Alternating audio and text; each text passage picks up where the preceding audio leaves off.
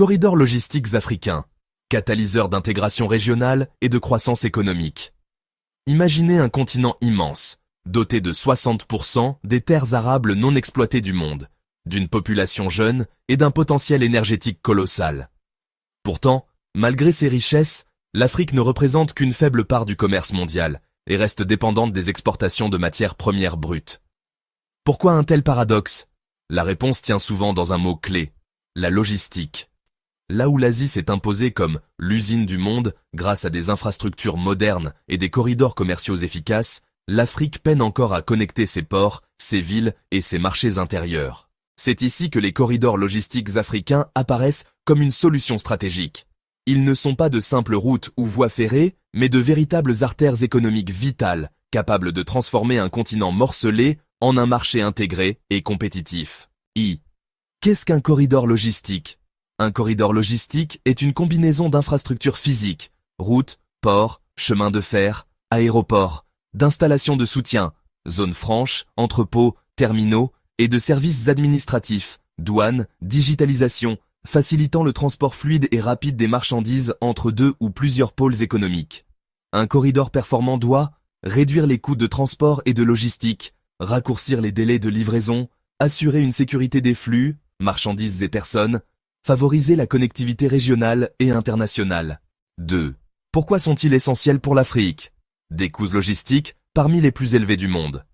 Transport d'un conteneur en Afrique, jusqu'à 3 fois plus cher qu'en Asie. Les frais logistiques représentent de parfois 30 à 40% du coût final d'un produit, contre 8% en Europe. Un commerce intra-africain faible. Seulement 16% des échanges africains se font entre pays du continent, contre 60% en Europe. Faute de corridors, les produits africains voyagent plus facilement vers l'Europe ou l'Asie que vers les pays voisins. 3. Exemple de corridors logistiques africains. Le Northern Corridor, Kenya, Ouganda, Rwanda, RDC, Burundi. Relie le port de Mombasa aux pays enclavés d'Afrique de l'Est. Réduit la dépendance de ces pays vis-à-vis des ports sud-africains. Impact, baisse des coûts logistiques et stimulation des échanges régionaux. Le Maputo Corridor, Afrique du Sud, Mozambique. Exemple de partenariat public-privé réussi. Relie les zones minières et industrielles sud-africaines au port de Maputo. Résultat, augmentation du trafic portuaire et relance économique régionale. Le corridor Abidjan-Lagos, Côte d'Ivoire, Ghana, Togo, Bénin, Nigeria. L'un des plus denses du continent, plus de 35 millions d'habitants le long de cet axe. Dynamise le commerce ouest-africain et favorise l'intégration régionale. Le Central Corridor, Tanzanie, Rwanda, Burundi, RDC. Relie le port de Dar et Salam aux pays enclavés. Alternative stratégique au Northern Corridor. IV. Impacts économiques et sociaux. Réduction des coûts de transport. Les corridors permettent aux producteurs agricoles et industriels d'atteindre les marchés à moindre coût, rendant les produits africains plus compétitifs à l'international. Création d'emplois. Des millions d'emplois directs, transport, logistique, douane, et indirects, industrie locale, commerce, services, sont générés. Attractivité pour les investissements.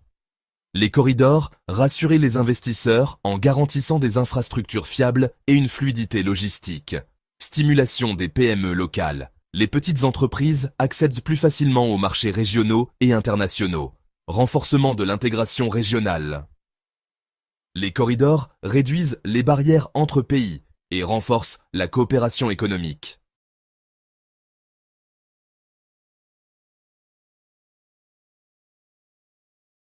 V. Les défis à relever. Infrastructures insuffisantes ou vétustes, routes dégradées, rails peu développés, lenteurs administratives et corruption, postes de contrôle multiples, tracasseries douanières. Sécurité. Insécurité dans certaines zones, Sahel, Grand Lac, manque de financement, dépendance à l'aide internationale ou aux prêts extérieurs. Coordination régionale limitée, chaque pays privilégie souvent ses intérêts nationaux. Vie, perspectives et solutions. Investir massivement dans les infrastructures, routes, rails, ports. Digitaliser la logistique, blockchain, traçabilité, guichets uniques pour les douanes. Renforcer la coopération régionale via la ZLECAf et les communautés économiques régionales, CEDEAO, EAC, SADC. Encourager les partenariats publics-privés pour financer et gérer les corridors. Développer la logistique verte pour limiter l'empreinte carbone et rendre la croissance durable. Les corridors logistiques africains ne sont pas de simples infrastructures de transport, ce sont les artères vitales de la croissance et de l'intégration africaine. Ils conditionnent le succès de la ZLECAf, l'essor des PME africaines et la compétitivité du continent dans la mondialisation. Sans corridors performants, l'Afrique restera prisonnière de ses frontières. Mais avec eux, elle peut devenir l'un des pôles de croissance majeurs du XXIe siècle. Si cette analyse vous a plu et que vous voulez découvrir d'autres sujets passionnants sur le commerce international, la logistique et l'économie mondiale, alors abonnez-vous dès maintenant à ma chaîne pour ne rien rater, laissez un like pour soutenir ce contenu et surtout partagez autour de vous pour enrichir la communauté des passionnés de géoéconomie et de logistique mondiale. Ensemble, faisons de la connaissance une force pour l'avenir de l'Afrique et du monde.